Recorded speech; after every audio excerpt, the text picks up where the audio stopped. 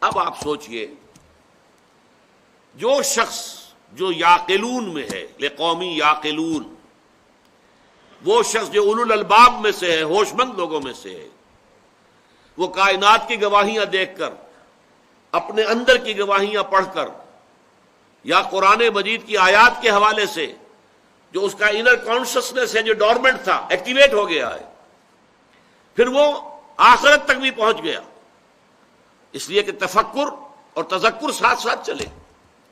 یہ بات رہ گئی، ذرا میں واضح کر دوں۔ میں نے کہا تھا یہ قرآن مجید کا خوبصورت ترین مقام ہے جہاں فکر اور ذکر دونوں کو جمع کیا گیا۔ مولانا روم، جنہیں علامہ اقبال کہتے ہیں، پیر رومی، وہ کہتے ہیں ای قدر گفتیم باقی فکر کن۔ دیکھو بھائی، اتنا کچھ تو ہم نے تمہیں بتا دیا، باقی آگے خود سوچو۔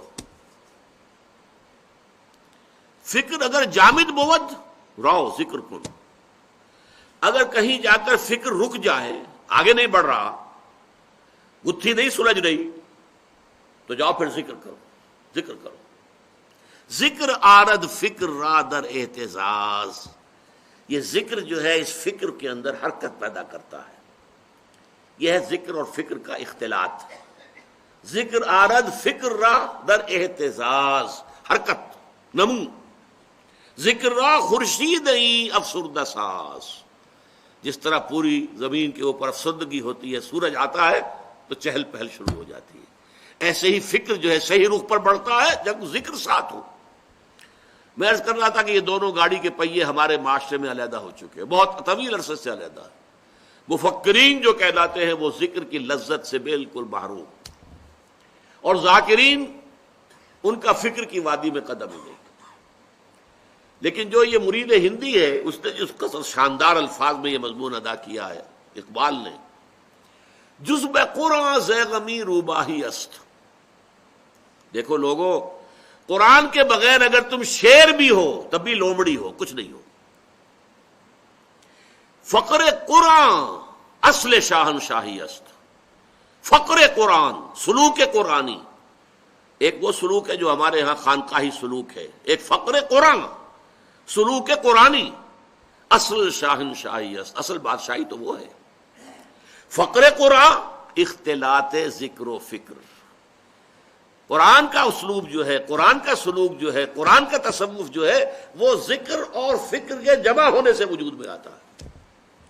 فقر قرآن اختلاط ذکر و فکر، فکر را کامل نہ دیدم جزب ذکر، فکر کامل ہو ہی نہیں سکتا جب تک کہ ذکر موجود نہ ہو۔ الذین یذکرون اللہ قیاما وقعودا وعلی جنوبہم ویتفکرون فی خلق السماوات والارض ربنا ما خلقت هذا باطلا سبحانک فقنا عذاب النار ربنا انک من تدخل النار فقد اخزیتہ وما للظالمین من انصار۔ اب آئیے، یہ لوگ جن کا کہ نقشہ کھینچا گیا ہے، اولو الالباب الذین یعقلون، جو فکر اور ذکر کے اختلاط کے ساتھ آگے بڑھ رہے ہیں، اگر ان کے کانوں میں کسی نبی کی آواز آتی ہے، لپک کر ایمان لائیں گے۔ یہ ہے صدیقین کا معاملہ۔ نبی کہتا ہے وہی جو وہ ان کے اپنے دل میں تھا۔ دیکھنا تقریر کی لذت کہ جو اس نے کہا میں نے یہ جانا کہ گویا یہی میرے دل میں تھا۔ اب اگر آپ کے دل کی کوئی بات کہہ رہا آپ فوراً تصدیق کریں گے۔ ربنا اننا سمعنا منادیا ینادی للایمان ان آمنوا بربکم فآمنا۔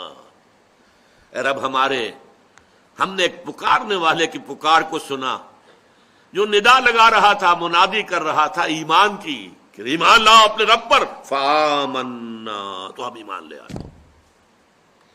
یہ ہے ایمان باللہ، ایمان بالآخرہ یا معاد، اور پھر ایمان بالرسالت۔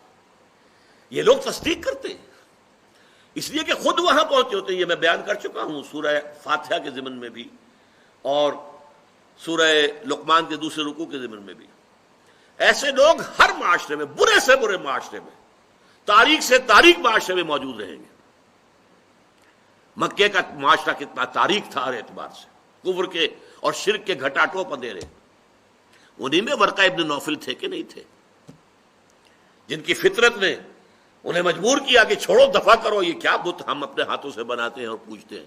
شام گئے اور وہاں جا کر انہوں نے نصرانیت اختیار کی. حضور کی بعثت سے پہلے اصل اسلام کیا تھا؟ نصرانیت، حضرت عیسیٰ کا دین. اور یہاں تک علم حاصل کیا. اس مکے کے رہنے والا ایک شخص ہے کہ جہاں پر انگلیوں پہ گنے جا سکتے ہیں جو لکھنا پڑھنا جانتے ہوں، اور وہ شخص جو ہے وہاں سے آیا ہے. کانا یکتب التوراۃ بالعبرانیہ، عبرانی میں تورات لکھا کرتے تھے. ورقہ ابن نوفل وہیں سے نکلے نا. زید ابن عمرو ابن نفیل، یہ میں آپ کو بیان کر چکا ہوں. حضرت سعید ابن زید کے والد خانہ کعبہ کے پردے پکڑ پکڑ کر کہتے تھے اللہ میں صرف تجھے پوجنا چاہتا ہوں لیکن نہیں جانتا کیسے پوجوں. بتائیے ایسے شخص کے سامنے نبی کی پکار آ جائے گی تو دیر لگائے گا وہ اس کو قبول کرنے میں؟ توحید تک وہ پہنچا ہوا ہے، معرفت خداوندی اس سے حاصل ہے، تمام بنیادی جو ہے مقدمات پورے ہیں، اب اس کے لیے کیا دیر لگے گی؟ یہاں تو صورت وہی ہوگی جو حضرت ابو بکر صدیق کی ہمارے سامنے آتی ہے. حضور فرماتے ہیں میں نے جس کے سامنے بھی اپنی دعوت پیش کی اس نے کچھ نہ کچھ تردد ضرور کیا، سوائے ابو بکر کے کہ ایک لہجے کا بھی تردد نہیں کیا، ایک لہجے کا بھی.